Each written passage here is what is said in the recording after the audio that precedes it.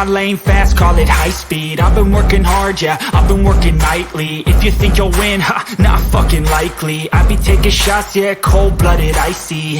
Watching numbers grow is what I call sightseeing. In the front row, run it up when they hype me. The following grows, they know how to ignite me. Call me CEO, I've been running shit right, see. All right, welcome to the Fantasy Six Pack 2022 Fantasy Football Team Previews. We're covering the Pittsburgh Steelers right now, and with me to do that is Mr. Dylan Clemons, and let's just jump right to it like always, starting with the Pittsburgh Steelers quarterback room, which looked very, very different for the first time in a long time. Yeah. So we've got Kenny Pickett leading the way right now as far as rankings go, but Mitch Trubisky sitting right behind him. And honestly, the depth chart probably says Mitchell Trubisky over Pickett right now. I mean, I don't think anybody's drafting either one of these guys in a redraft league, but who do you see winning this battle? Because it will make a difference, I feel like, for the rest of the team. I think it's going to be Trubisky, to be honest with you. I think the Steelers' defense is really good. You know, they're probably Super Bowl caliber. And I'm not saying Mitch can take you to the Super Bowl, but we did see him on a team with a great defense. We've seen him be able to game manage and take the Bears to two playoff spots. So I would assume that the Steelers are going to lean on the veteran. Yeah, I think so too, especially right out of the gates. I mean, obviously, if the wheels start falling off, you just give it to Pickett and see what he can do. Yeah. But yeah, you're right. The team's got some weapons on offense to be able to move the ball if they have a competent quarterback. I mean, come on, Big Ben wasn't anything to write home about last year, and they could score points in bunches because they got some weapons. And yeah, you're right. The defense is stellar. So I mean, as you see from like the intro video that Dave is paying, by the way, made these intro videos. They are phenomenal. Mm-hmm. It's a lot of defensive clips, which is hilarious. It's just like, I mean, those are the most fun clips to watch for a bunch of these teams in this division. So yeah, I'm with you, and I think if Trubisky wins the battle, is probably better for the rest of these guys here. I agree. And start off with the running back, right? So Najee Harris, overall 7, running back 6.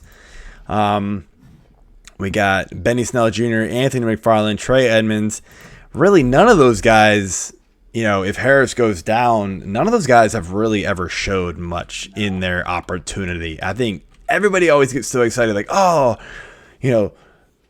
the Steelers just like to use one guy, but like when Harris has gone down last year, it wasn't good. So they when he was, I feel like he got banged up at least like a couple of times, and it was not pretty with whatever happened behind him. So let's just focus on Najee Harris. I mean, he saw a ridiculous number of targets, number of rushes, over 300 attempts on the ground, 94 targets. I mean, so he piled up yards in bunches because of it, but it wasn't very efficient. I mean, is he going to regress down like negatively because we're going to see less workload from him, and that's just going to be just kind of what's going to happen? Or what are you feeling with Harris this season?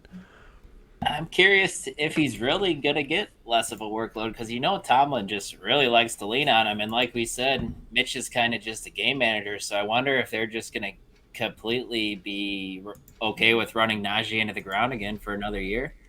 It's just, very possible. Just going back to like when Mitch was the starter for the Bears, I know 2 completely different players, but Tariq Cohen with Mitch as the starter saw 94 targets and 104 targets actually with Mitch as his quarterback. Yeah. He's not going to dump the ball off and to Najee like Ben did last year 19 times in a game.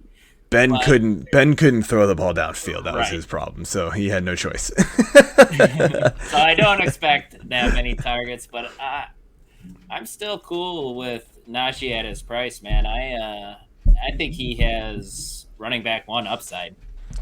Yeah, I mean, I do worry with the efficiency, just 3.9 yards per carry, but I do agree. I think the volume's going to be there, and you know, it volume speaks louder for running backs than it does for almost anything else. I mean, like, you know, you can have a quarterback throw the ball 40 times a game but still suck. I mean, there's just, you know, you give a running back the ball that many times, they're gonna churn out. They're gonna get yards. They're gonna get some goal line carries. They're gonna bust one or two. It's gonna work, you know. And then you add in all the targets he gets. Even if that does get reduced by, you know, 10, even 15%, like he's gonna probably return value at RB7 or whatever it is that he was here. RB6, sorry, overall 7. I knew there was a 7 in there. So. Receivers, and no more Juju Smith-Schuster. So Diontae Johnson is the easily number 1 receiver there. Wide receiver 12 overall. Chase Claypool, who had a little bit of a down season, sophomore slump there. Brought in George Pickens. They got Calvin Austin, Anthony Miller, and Gunnar Olszewski. Did I say that right? I don't know. Yeah. I don't think anybody knows. So, all right. So, let's just say Mitch is the starter. Is Diontae going to be able to be, you know, produce at a wide receiver 12, you know, wide receiver 1 level? The price tag's a little hefty, but I think it's possible he can return it. I know keep going back to the Bears and Mitch at quarterback. Well, you have to, because he did nothing. But Allen Robinson in the Bears offense saw 153 and 156 targets with Mitch as quarterback. So he liked to hyper target his number 1 receiver. And Diontae Johnson is kind of similar. Is kind of a similar player to Allen Robinson in my eyes. Probably a little better. So. The person who I'm that's true. The person who I'm completely worried about if Mitch is the quarterback is Chase Claypool. Trubisky does not throw a good deep ball, and we know Claypool is kind of the bigger play kind of guy. So his value is not, or his price tag's not awful, but I'm kind of out on Claypool. Yeah, I mean. It's tough. I mean, wide receiver 44 is kind of like, you know, you got to see how the draft goes for you at that point to see, you know, if he could fit. But I'm with you. I don't know if I'm really in on a second wide receiver for a Mitch Trubisky-led offense.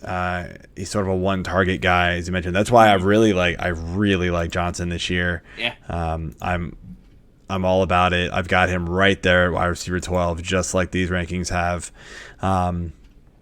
You know, I don't think I'm gonna be in on George Pickens at all, unfortunately. He's coming back from a torn ACL, so I want nothing to do with him in redraft either. It's not even worth the gamble, even at that later draft. Go take a stab at a much higher upside guy who is, you know, probably gonna play more. So and better quarterback play. Yeah, pretty much. So. I love Diontae. I think you can go get him. If it's Pickett, it's tough. Like, I just don't. I mean, I'd have to see a little bit of him playing in an NFL offense to see. You're not sure what you're gonna get. A rookie's a rookie, guys. Like, it's hard to predict. So, tight ends here. We got Pat Freiermuth, the Muth. The Muth is loose. The Steelers always seem to have a tight end that the crowd just chants their name like that, right? No, I mean, come on. Yeah. It's just like they just draft these guys like, oh, he's got a cool name. We'll draft him. Nah, he is good. He, you know, tight end 11 right now on the board, but I mean, I personally think he could be better than that. Again, I think quarterback play might hold him back. But I mean, he saw some games where he got plenty of targets. I mean, he has 79 targets last year. Really efficient too, catching 60 of them. Yeah, he was very, very good. I mean, what's your take here on Freiermuth at this draft price? Are you in on it? I think it's great too. Kind of like you said. I do feel a little weird saying that I like Diontae Johnson. You know, I like Najee Harris, and now I like Pat Freiermuth with Mitch at his quarterback, but. At tight end 11, man, and the upside that we saw last season, I'm 100% digging that price.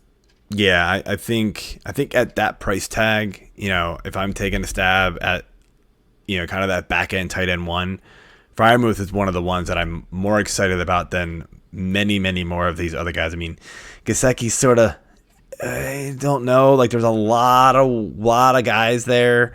I mean, you got Ertz right there. You got Dawson Knox, who was super touchdown dependent last year, as we mentioned. Going behind him, Gronk, who we don't even know if he's going to play. You got Cole Kmet. I mean, I think Freiermuth is the guy that you can get probably more excited about than almost any of them. I'm taking him ahead of Zach Ertz and Dawson Knox for sure. Yeah, it's close. They're all sort of just like jumbled in there again. Outside of those top 5, 6, 7 guys, it's just sort of like, sure. Yeah. Tight end really becomes a crapshoot. There's got to be a guy who kind of busts out and rises to the top, but it's good luck figuring out who that's going to be. And Freiermuth, I think, to me, is one of those guys that I'd be willing to take a chance on. But all right, that's it for our Pittsburgh Steelers team preview here. I want to thank you for tuning in and watching. Go ahead and hit that subscribe button. Leave those comments. We appreciate it. And make sure you check out more of our team previews here on the Fantasy Six Pack YouTube channel. See ya.